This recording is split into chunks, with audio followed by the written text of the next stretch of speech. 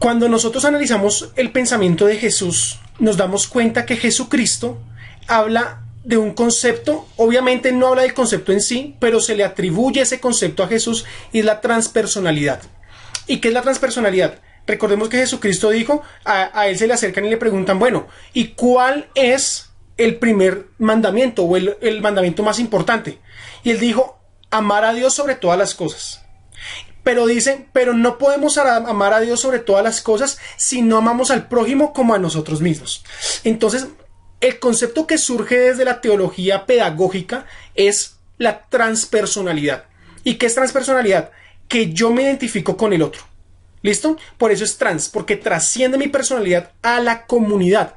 Algo que de lo que pues hoy en día, en tiempos modernos, no se habla, porque hoy en día la modernidad lo que nos quiere es individualizar, ¿cierto? Nos quiere particionar, como seres humanos nos quiere individualizar, nos quiere particionar, nos quiere fragmentar, y hoy lo vemos, digamos, porque estamos recluidos en nuestra casa, nosotros mismos, pensamos solamente en nosotros, pero resulta que esa transpersonalidad tiene que ver con el amor al prójimo. ¿Y qué significa prójimo? Prójimo es el más próximo, el más cercano. Entonces Jesucristo habla de, o más bien se le atribuye eso de la transpersonalidad, porque incluso a él dice que en los postreros días se le acercará a la gente y él les va a decir, bueno, ustedes hicieron buenas cosas por mí. Y la gente le va a decir, bueno, Señor, ¿y por qué hicimos buenas cosas por ti? Porque es que en el momento que ustedes le dieron de comer al hambriento, le dieron un abrigo al que sentía frío, fueron y visitaron al que estaba preso, lo hicieron conmigo. Miremos cómo él se identifica con el otro, ¿cierto? Y eso es ético. Por eso es que Jesucristo, por más que lo que tú dices, por más que haya un ateísmo, no sé, cultural y demás, resulta la imagen de Jesucristo como algo interesante, ¿cierto? Para la ética, porque él plantea que el cuidado de mí mismo también tiene que ver con el cuidado del otro. Él plantea que yo no me puedo pensar a mí mismo si no me pienso en el otro también, porque el otro es parte de lo que yo soy. Y es que no, el ser humano es un ser social, que no se puede pensar como una individualidad. Necesitamos de los demás.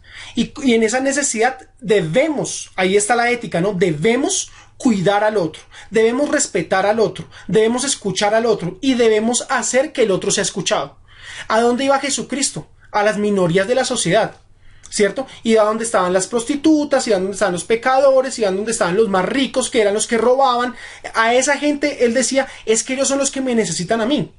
Yo me identifico con ellos y yo tengo que ir a ayudarlos. Entonces yo creo que esa también es nuestra responsabilidad hoy, que en nuestro proyecto de vida incluyamos al otro, incluyamos a las demás personas. ¿Listo?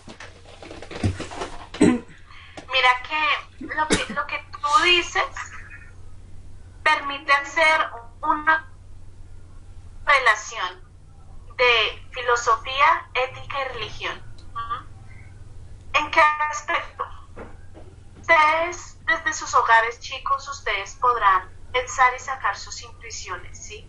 Y lo ideal es que estas intuiciones sean provechosas para la vida. Yo lo pienso desde estos momentos de lo que yo he podido leer y de lo que he podido aprender también de la vida, ¿sí? Mire, desde el lado ético, como reflexión filosófica de nuestro comportamiento, desde la filosofía de conócete a ti mismo, socrático, y no lo concede de una forma maravillosa, y desde el representante pues de la religión hoy, que es el Papa Francisco, miren que entra a jugar algo muy importante que decía Andrés, la pérdida de la empatía que nosotros como seres humanos estamos engendrando por una individualización, ¿sí?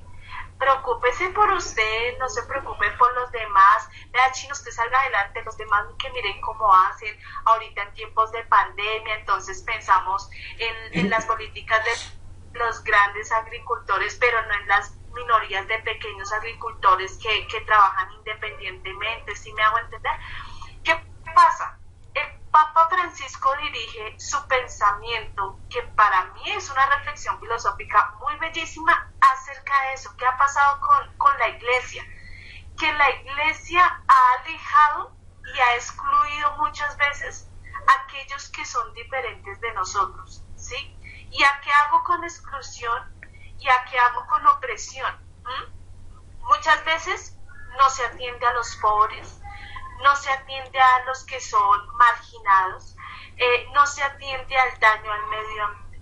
Y eso es todo lo que nos ofrece el Papa Francisco, y él lo dice cada vez que él lo predica.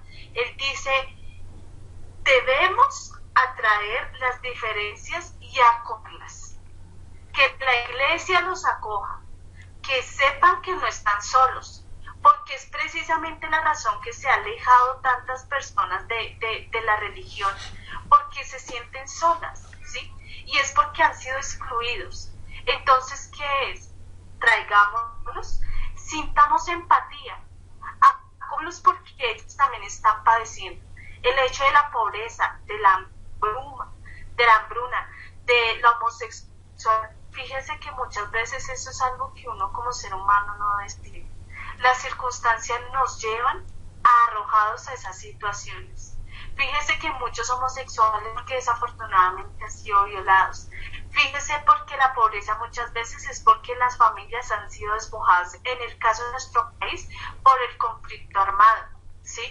Fíjese que el daño al medio ambiente a veces es un proceso de capitalismo y de consumismo, ¿sí? Y que nos frente a ellos tenemos que acogerlo, tenemos que intimar, ¿sí? No tenemos que excluir a las personas. Nosotros radicalmente muchas veces creemos que las personas se merecen aquella o esta situación porque así han escogido el camino de su vida. Y mire que muchas veces nosotros, ninguno de nosotros hemos escogido qué hacer, ¿sí? Y desafortunadamente no hemos tenido ese acompañamiento. Yo en lo personal soy hija de mis papás, tienen la misma edad, y a los 16 años fueron padres, ambos, ¿sí? ¿Qué tuvieron para ofrecerme? Muchas veces uno puede decir, puedo elegir qué no ser, pero no tengo claro qué ser. Y es porque no tengo ejemplos de la vida. Uy, muy chévere eso. Entonces hay una responsabilidad social, ¿sí? Ustedes chicos, una responsabilidad con compañeros y a futuro, con sus hijos, con sus parejas, con sus amistades. En el caso de nosotros como docentes, crece el campo de posibilidad de hacer y aportar más al cuidado del otro, ¿sí? A la no exclusión, a la empatía por la pobreza, a la empatía por el desplazado, por el drogadicto. Entonces, se configura reflexión ética, filosofía, a partir del cuidado de sí, y religión. Sí. Sí, Natalia, muchas gracias. No sé si quieras decir algo final para esto. A mí me gusta una palabra que utiliza Foucault, y es epimeleia heautou, cuidado de sí mismo. ¿Listo? Entonces es eso, el cuidado de sí mismo implica el que yo me cultive para cultivar a otros. Voy a hacer una analogía muy, muy sencilla como para que lo podamos entender, y es que yo me cuido a mí mismo, ¿cierto? Yo me cultivo a mí mismo, así como el jardinero cuida las plantas, les da el alimento, ¿cierto? Les da el agua, permite que les dé bien el sol, las cuida muchas veces de que el sol no le dé directamente porque la puede marchitar. Nosotros ahorita somos las plantas, pero después seremos los jardineros, que tenemos que cuidar al otro. Y más nosotros como docentes, digamos, me refiero a nuestra labor docente, tenemos que cuidar al otro. Seremos después esas regaderas que verterán el agua, seremos después los jardineros que cuidarán la tierra, para que hayan unas condiciones de vida interesantes para que los demás crezcan. Entonces digamos que tenemos esa dualidad, somos el jardín, pero también somos el jardinero, porque en nosotros está la responsabilidad de cuidar al otro. Bueno chicos, espero que esta reflexión, este diálogo que se ha dado entre el docente y yo sea muy útil para sus vidas. Y con esto concluyo finalmente para cerrar diciéndoles que la filosofía muchas veces se forma de manera tediosa en las instituciones, pero también hace parte porque los docentes desafortunadamente no hacen de la filosofía una práctica pedagógica para centrar al estudiante en realidades que ustedes mismos están viviendo, ¿sí? Entonces, hagan el ejercicio. reflexionen sobre diferentes situaciones y así posiblemente puede emerger en ustedes una actitud diferente al compromiso que tienen con ustedes mismos, pero el compromiso que a la vez tienen con los demás. Y esto va desde la toma de decisiones hasta las últimas consecuencias. Piensen en todas las posibilidades y hagan mejor de ustedes siempre seres humanos para la vida, para hacer el bien, para no hacer el mal, para contribuir a mejorar en la sociedad. ¿Listo, chicos?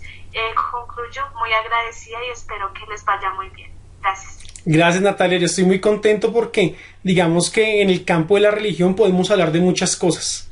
Y bueno, es como una manera también distinta de ver la religión y de ver cómo ésta puede hablar, puede hoy en día tener algo para decirnos y para formarnos. Entonces, pues muy agradecido con tus palabras, con tu ayuda y con todo lo que nos pusiste aquí en contexto. Y pues bueno, me gustó mucho este diálogo entre la religión, la ética y la filosofía.